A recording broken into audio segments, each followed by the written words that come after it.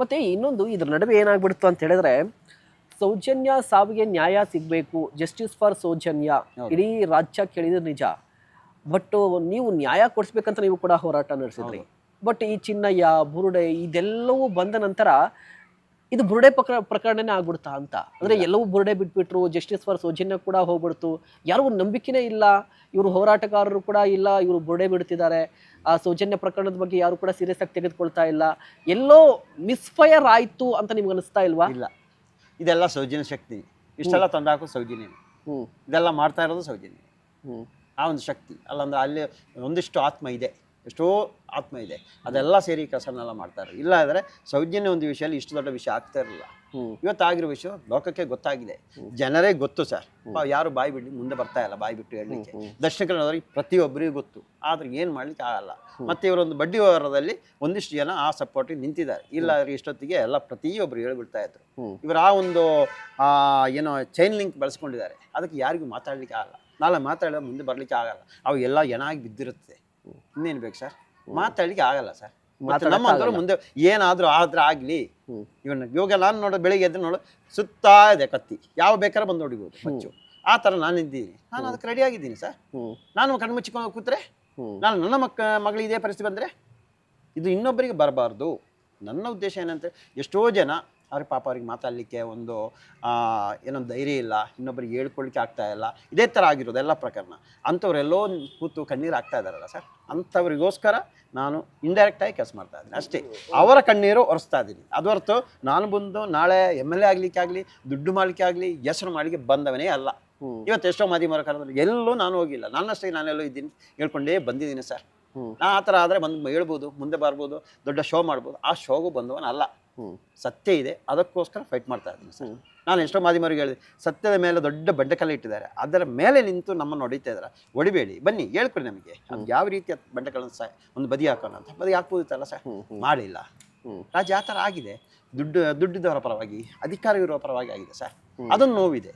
ಯಾವ ಹಂತಕ್ಕೆ ಹೋಗ್ತಾ ಇದೆ, ಯಾವ ಮಟ್ಟಕ್ಕೆ ಹೋಗ್ತಾ ಇದೆ ಅಂತ ಆಗಿದೆ ಸಮಾಜ. ಪ್ರತಿಯೊಂದು ನೋಡ್ಬೋದು. ನಾನೊಂದು ಹೋರಾಟ ನೋಡಿ, ಪ್ರತಿಯೊಂದು ಹೋರಾಟ ಮಾಡಿ ಎಷ್ಟೆಷ್ಟು ಹೋರಾಟ ಮಾಡಿದ್ದೀನಿ ಸರ್.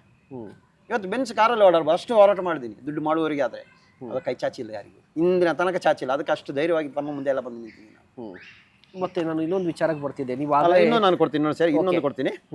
ಅದ್ರಲ್ಲಿ ಹಾಕಿರೋದು, ಚಿನ್ನಯ್ಯ ಮೊದಲ ದಿನ ಪೊಲೀಸರೊಂದಿಗೆ ಹೋದಾಗ ಕೇವಲ 1 ರಿಂದ 13 ಪಾಯಿಂಟ್ಗಳನ್ನು ತೋರಿಸಿದನು. ಬೋಳಿಯಾರನ ಸ್ಥಳವನ್ನು ತೋರಿಸಿರುವುದಿಲ್ಲ. ಪೊಲೀಸರು 1 ರಿಂದ 13 ಪಾಯಿಂಟ್ಗಳನ್ನು ಅಗೆಯುತ್ತಿದ್ದರು. ಪೊಲೀಸರ ದಾರಿ ತಪ್ಪಿಸಬೇಕೆಂದು ಉದ್ದೇಶದಿಂದ ನಾನು SITಗೆ ದೂರು ನೀಡಬೇಕೆಂದು ನಿರ್ಧರಿಸಿದೆ. ಇವತ್ತು 13 ರಿಂದ 15 ವರ್ಷದ ಹೆಣ್ಣು ಮಗಳು ಊತಾಕಿ ವಿಷಯ ಹೇಳಿದಲ್ಲ ಸರ್, ಕಲ್ಲೇರಿ ಪ್ರಕರಣ. ಹೌದು, ಇದೆ. ಅದನ್ನು 8-9 ಪೇಜ್ ಇದೆ. ಅದನ್ನು ಬೇರೆ ಒಂದು UDRಗೆ ಮ್ಯಾಚ್ ಮಾಡಿದ್ದಾರೆ. ಅದಲ್ಲ, UDR ಮಾಡೇ ಇಲ್ಲ. ಅದು ಪ್ರಕರಣ ಗೊತ್ತಾ, UDR ಆಗಿಲ್ಲ, UDR ಆಗಿಲ್ಲ. ದೂರು ಕೊಟ್ಟ ನಂತರ ಅಲ್ಲಿ ಯಾರು ಬಂದಿಲ್ಲ, ಕೊನೆಗೆ ಅಂದು ಊತಾಕಿರೋದು. ಒಂದು ಸಣ್ಣ ಪ್ರಶ್ನೆ ಇದೆ ಜೈನ್ ಸರ್, ಏನಾಯ್ತು ಅಂತ ಹೇಳಿದ್ರೆ ತನಿಖೆ ನಡೀತಾ ಇತ್ತು, ಎಲ್ಲವೂ ಕೂಡ ಗದ್ದಲ ಒಂಚೂರು ಬಿಸಿ ಬಿಸಿ ಇತ್ತು. ಇದ್ರ ನಡುವೆ ನೀವು ಏಕಾಏಕಿ ಬರ್ತೀರಿ, ಕಲ್ಲೇರಿ ಪ್ರಕರಣದ ಬಗ್ಗೆ ಮಾತನಾಡ್ತೀರಿ, ಕಂಪ್ಲೇಂಟ್ ಕೊಡ್ತೀರಿ. ಓಕೆ, ಚಿನ್ನಯ್ಯ ತೋರಿಸಿ ಸ್ಪಾಟ್ಗಳಲ್ಲೇ ಆಗಿದ್ರೆಲ್ಲ ಓಕೆ. ಬಟ್ ಈ ಕಲ್ಲೇರಿ ಪ್ರಕರಣದ ಬಗ್ಗೆ ಯಾಕೆ ತಲೆ ಕೆಡಿಸ್ಕೊಂಡಿಲ್ಲ ಅಲ್ಲಿ ಪೊಲೀಸವರಾಗಿರಲಿ ಅಥವಾ ತನಿಖಾಧಿಕಾರಿಗಳ? ಅಟ್ಲೀಸ್ಟ್ ಆ ಕಂಪ್ಲೇಂಟ್ನ ಸೀರಿಯಸ್ ಆಗಿ ಯಾಕೆ ತೆಗೆದುಕೊಂಡಿಲ್ಲ ಅಂತ ಹೇಳಿ. ಯಾಕೆ ಈ ಪ್ರಶ್ನೆ ಅಂತ ಹೇಳಿದ್ರೆ, ಸಿದ್ದರಾಮಯ್ಯನವರ ಟ್ವೀಟನ್ನು ಇಡೀ ಪ್ರಕರಣವನ್ನು, ಅಂದರೆ ಧರ್ಮಸ್ಥಳ ಪ್ರಕರಣವನ್ನು SITಗೆ ವಹಿಸಿದಂತಹ ಸಂದರ್ಭದಲ್ಲಿ ಸಿದ್ದರಾಮಯ್ಯನವರು ಒಂದು ಟ್ವೀಟ್ ಮಾಡ್ತಾರೆ. ಆ ಟ್ವೀಟಲ್ಲಿ ಇದ್ದಿದ್ದೇನು ಅಂತ ಹೇಳಿದ್ರೆ, ರಾಜ್ಯದ ಯಾವುದೇ ಠಾಣೆಗಳಲ್ಲಿ ದಾಖಲಾಗಿರುವಂತಹ ಅಥವಾ ದಾಖಲಾಗಬಹುದಾದಂತಹ ನಾಪತ್ತೆ ಪ್ರಕರಣಗಳ ತನಿಖೆಗೆ ಅಂತ. ಇದನ್ನ ನಾನು ಅಂಡರ್ಲೈನ್ ಮಾಡ್ತೀನಿ, ಅದನ್ನ ನಾನು ಕೊಟ್ಟು ಮತ್ತೆ ಅದಕ್ಕೆ ನಾನು ಸ್ಟ್ಯಾಂಡ್ ಆಗಿರ್ತೀನಿ, ಇದೇ ಪದವಿತ್ತು. ಬಟ್ ಎಲ್ಲೋ ಒಂದು ಕಡೆ SIT ಕಂಪ್ಲೀಟ್ ಆಗಿ ಚಿನ್ನಯ್ಯ ಬುರುಡೆ ಇದಕ್ಕೆ ಮಾತ್ರ ಸೀಮಿತ ಆಗ್ಬಿಡ್ತು ಅಂತ ಅನಿಸ್ತಾ ಇಲ್ವಾ? ಹೌದು, ಬುರುಡೆಗೆ ಮಾತ್ರ ಸೀಮಿತ ಮಾಡಿದ್ರು, ಬಾಕಿ ಯಾವುದಕ್ಕೂ ಸೀಮಿತ ಆಗಿಲ್ಲ. ಯಾವುದಕ್ಕೂ ಹೋಗ್ಲಿಲ್ಲ, ಯಾವುದಕ್ಕೂ ಹೋಗಿಲ್ಲ ಸರ್.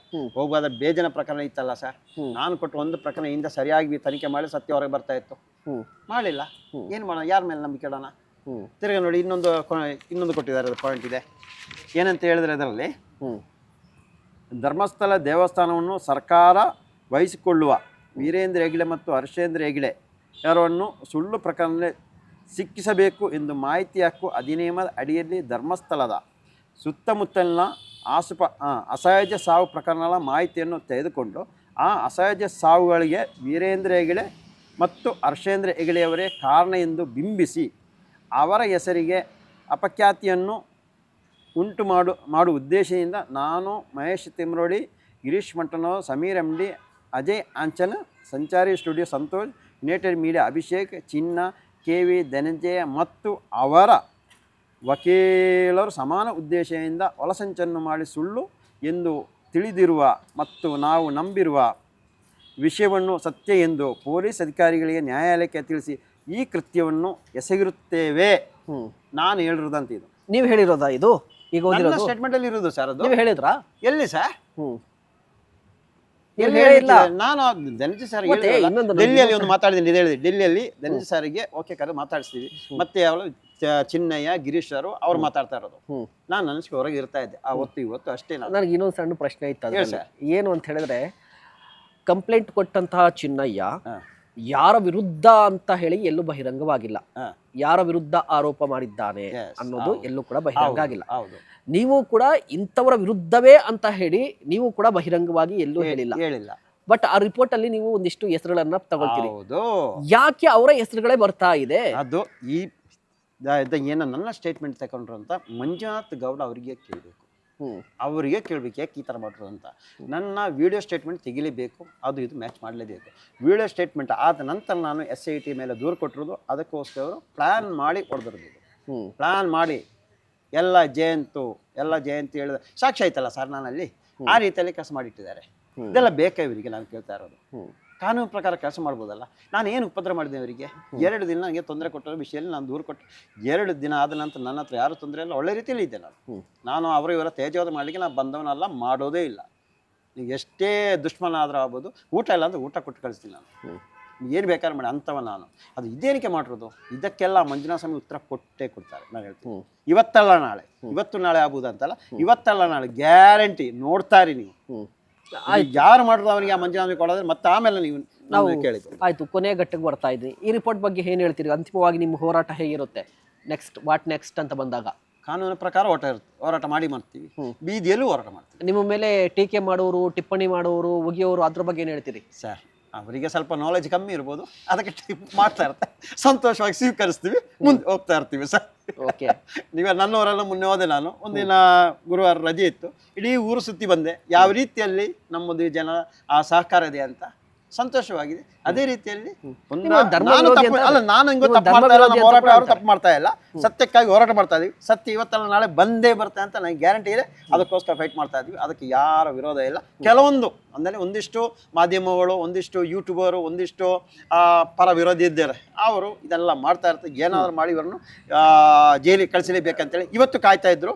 ನ್ಯಾಯಾಲಯದ ಆದೇಶ ಬರುತ್ತೆ, ಇವತ್ತು ಬಂಧನ ಮಾಡ್ಬೋದು ಅಂತ. ಆ ಮಂಜುನಾಥ ಸ್ವಾಮಿ ಬಿಟ್ಟಿಲ್ಲ ಅಲ್ವಾ ಸರ್? ನಾನು ಅದಕ್ಕೆ ನಾನೇ ಹೋಗೋಣ ಅಂತ ಇದ್ದೆ ಇವತ್ತು ಜಡ್ಜ್ ಹತ್ರ. ನಮ್ಮ ವಕೀಲರು ಬೇಡ ಅಂತ ಹೇಳೋರು. ನಾನೇ ಹೋಗೋಣ, ಖುದ್ದಾಗಿ ಹೋಗಿ ನೀವೇ ನನ್ನನ್ನು SIT ಅವರೇ ಕೊಟ್ಬಿಡಿ. ನನ್ನ ಆರೋಗ್ಯಕ್ಕೆ, ನನ್ನ ಫ್ಯಾಮಿಲಿಗೆ ಹೆಚ್ಚು ಆದರೆ ನೇರ ಹೊಣೆಗಾರರು ಅವರೇ ಅಂತ ಕೊಡೋಣ ಅಂತ ನಾನೇ ಹೋಗೋಣ ಅಂತಿದ್ದೆ ಸರ್. ವಕೀಲ ಹೇಳೋದು ಬೇಡ ಅಂತ, ನೇರ ಹೋಗಿ ಹಾಜರಾಗೋಣ ಅಂತ. ಇನ್ನೇನು ಬೇಕು ಸರ್ ಅದಕ್ಕಿಂತ ಜಾಸ್ತಿ? ಓಕೆ. ಮತ್ತೆ ಇನ್ನೊಂದು ಸಣ್ಣ ಸೇರಿಸ್ಬಿಡ್ತಿದ್ದೆ. ನೀವು ಕಮ್ಯುನಿಸ್ಟ್ ಥಾಟ್ ನಿಮ್ಮ ಹತ್ರ ಇದೆ, ನಿಮ್ಮಲ್ಲಿರುವಂಥದ್ದು ಕಮ್ಯುನಿಸ್ಟ್ ಥಾಟ್. ನೀವು ಧರ್ಮ ವಿರೋಧಿಗಳು ಅಥವಾ ಹಿಂದೂ ಧರ್ಮದ ವಿರೋಧಿಗಳು, ಅದೇ ಕಾರಣಕ್ಕಾಗಿ ಈ ರೀತಿಯಾಗಿ ಮಾಡ್ತಾ ಇದ್ದೀರಾ? ಯಾವ ರೀತಿಯಲ್ಲಿ ನಾನು ಹಿಂದೂ ವಿರೋಧಿ ಕೆಲಸ ಮಾಡಿದೆ ಅಂತ ಹೇಳಿದ್ರೆ ಅಪಪ್ರಚಾರ ಮಾಡ್ತಿದ್ರೆ ಅಪಪ್ರಚಾರ. ಅದಕ್ಕೆ ನಾವು ತಲೆ ಕೆಡಿಸ್ಬೇಕಾ ಸರ್? ನಾಯಿ ಹೋಗ್ತಾ ಎಲ್ಲೋ ನಾಯಿ ಹೋಗ್ತಾ ಇರೋ ಎಲ್ಲದಕ್ಕೂ ಕಾಲು ಬಿಸಾಕ್ಲಿಕ್ಕೆ ಆಗ್ತದೆ ಸರ್? ಅದು ನಾಯಿ ತಾನೆ, ನಾಯಿ ಕೆಲಸ ಅದೇ ತಾನೆ. ಅದು ಅದರಷ್ಟಿಗೆ ಮಾಡ್ತಾ ಇದೀವಿ. ಹುಲಿ ಎಲ್ಲೋ ಏನು ಮಾಡ್ಬೇಕು, ಆ ಹುಲಿ ಮಾಡೋ ಕೆಲಸ ಹುಲಿ ಮಾಡ್ಕೊಂಡು ಹೋಗ್ತಾ ಇರುತ್ತೆ ಅಷ್ಟೇ ಸರ್ ನನ್ನ ಕೆಲಸ. ನಾನು ಯಾವತ್ತೂ ಕೆಲಸ ಎಲ್ಲೋ ಮಾಡಿಲ್ಲ. ನನ್ನೂರಲ್ಲಿ ಬೇಕಾದ್ರೆ 15-20 ವರ್ಷ ಆಗಿರ್ಬೋದು. ಫಸ್ಟ್ ಭಜನಾ ಮಂತ್ರಿಗೆ ಮೈಕೆ ಕೊಟ್ಟರು ನಾನು. ಇವಾಗಲೂ ಇದೆ. ದೇವಸ್ಥಾನಕ್ಕೆ ಯಾವ್ದು ಕೊಡಲ್ಲ ಅಂತ ಹೇಳಿ, ದೇವಸ್ಥಾನ ಕಟ್ಸ್ತಾ ಇಲ್ಲ ಅಂತ ಹೇಳಿ, ಎಲ್ಲಾದರೂ ನನ್ನಿಂದ ದೇವಸ್ಥಾನಕ್ಕೆ ಏನಾದರೂ ಒಂದಿಷ್ಟು ಮೈನಸ್ ಪಾಯಿಂಟ್ ಮಾತಾಡಲಿ ಹೇಳಿ. ಹೇಳೋದಕ್ಕೆಲ್ಲ ನಾವು ಉತ್ತರ ಕೊಡ್ಲಿಕ್ಕೆ ಆಗಲ್ಲ ಸರ್. ಅದಕ್ಕೆಲ್ಲ ನಾವು ಅದೆಲ್ಲ ಅವರನ್ನು ಹೇಳೋದನ್ನೆಲ್ಲ ಕೇಳಿಸ್ಕೊಂಡು 100% ಈ ಹೋರಾಟದಲ್ಲಿ ಮುಂದೆ ಹೋಗ್ಲಿಕ್ಕೆ ಆಗೋದೇ ಇಲ್ಲ. ಇವತ್ತು ಇಡೀ ಮಾಧ್ಯಮದಲ್ಲಿ ಏನ ಕೆಟ್ಟ ಕನಸು ಬಿತ್ತು, ಅದು ಬಿತ್ತು, ಇದು ಅದನ್ನೆಲ್ಲ ನೋಡ್ಕೊಂಡಿದ್ರೆ ಮುಂದೆ ಹೋಗ್ಲಿಕ್ಕೆ ಆಗಲ್ಲ. ಅದೊಂದು ಕಡೆ ಇದ್ದೇ ಇರುತ್ತೆ. ಇರಲಿ, ಮಧ್ಯದಲ್ಲಿ ಹೋಗ್ತಾ ಇರೋಣ ಅಂತ ನಾನು ಹೋಗ್ತಾ ಇದ್ದೀನಿ ಸರ್. ಸತ್ಯದಾರಿಯಲ್ಲಿ ಹೋಗ್ತಾ ಇದ್ದೀನಿ. ಇವತ್ತು ಇನ್ನೊಬ್ಬರಿಗೆ ದ್ರೋಹ ಮಾಡುವ ಉದ್ದೇಶದ ನಾನು ಕೆಲಸ ಮಾಡಿಲ್ಲ, ಮಾಡೋದೇ ಇಲ್ಲ. ಅದನ್ನ okay. Thank you so much sir. ಇಷ್ಟೊತ್ತು ನಮ್ಮ ಜೊತೆಲಿ ಮಾತನಾಡೋದಕ್ಕೆ ತುಂಬ ಥ್ಯಾಂಕ್ ಯು ಸೋ ಮಚ್. ಅನ್ನೋದಕ್ಕಿಂತ ನೀವು ಎಲ್ಲೂ ಕೂಡ ಯಾರ ಬಳಿಯೂ ಕೂಡ ಯಾವ ಮಾಧ್ಯಮದ ಮುಂದೆ ಕೂಡ ಮಾತನಾಡಲಿಕ್ಕೆ ಇಷ್ಟಪಡದವರು ನಮ್ಮ ಜೊತೆ ಮಾತನಾಡಿದ್ರಿ. ಅದಕ್ಕೆ ಮತ್ತೊಮ್ಮೆ thank you so much. Thank you sir.